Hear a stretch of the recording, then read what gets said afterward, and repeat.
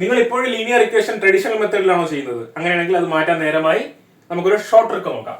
ഇവിടെ എന്ത് ചെയ്യുക, എക്സിന്റെയും വൈന്റെയും അതുപോലെ തന്നെ കോൺസ്റ്റന്റിന്റെയും കോയിഫിഷ്യൻസ് എന്ത് ചെയ്യാം, നേരെ താഴെ എഴുതാം. 7x - 5y = 20.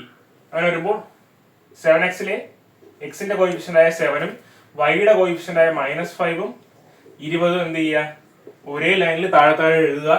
അടുത്ത എന്താ, രണ്ടാമത്തെ ഇക്വേഷൻ നോക്കുക. അല്ലെങ്കിൽ എക്സിന്റെ കോയിഫിഷ്യന്റ് ആയ 12ഉം വൈയുടെ കോയിഫിഷ്യന്റ് ആയ 5ഉം അതുപോലെ 75ഉം താഴത്തെ എഴുതി ക്രോസ് മൾട്ടിപ്ലൈ ചെയ്ത് മൈനസ് ചെയ്യുക.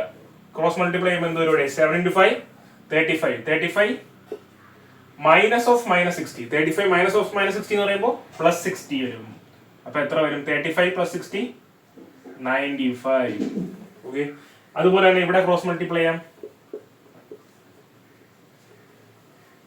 5 × 20 100. മൈനസ് ഓഫ് മൈനസ് ഇത് എത്ര വരും? 7 × 75 -5 എത്ര വരും?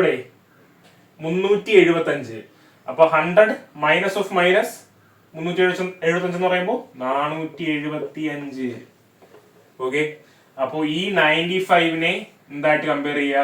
95 പാർട്ട് എന്ന് പറയുന്നത് 475 ആയി എടുത്താൽ 1 പാർട്ട് എത്ര? 5 അല്ലേ? ഈ കിട്ടുന്നത് ആരെ വാല്യൂ ആയിരിക്കും? എക്സിന്റെ വാല്യൂ ആയിരിക്കും. കാരണം ഇവിടെ മുകളിൽ എഴുതിയിരിക്കുന്ന ആരാണ്? എക്സിന്റെ കോയിഫിഷ്യന്റുകളാണ് മുകളിൽ എടുത്ത് എഴുതിയിരിക്കുന്നത്. ഇവിടെ നമ്മൾ എക്സിന്റെ കോയിഫിഷ്യന്റ് മുകളിൽ എടുത്തത് കൊണ്ടാണ് നമുക്ക് എന്ത് കിട്ടിയത്? എക്സിന്റെ വാല്യൂ 5 ആയിട്ട് ആദ്യമേ കിട്ടിയത്. ഇനി അഥവാ നമ്മൾ എന്ത് ചെയ്തിരുന്നെങ്കിൽ വൈന്റെ കോയിഫിഷ്യൻസ് ഇവിടെ മുകളിലിട്ട് എക്സിന്റെ കോയിഫിഷ്യന്റ് താഴെ ഇട്ടിരുന്നെങ്കിൽ എന്ത് സംഭവിച്ചായിരുന്നു? നമുക്ക് കിട്ടാൻ പോകുന്ന ആരെ വാല്യൂ ആയിരുന്നതിന്റെ വൈയുടെ വാല്യൂ ആണ്.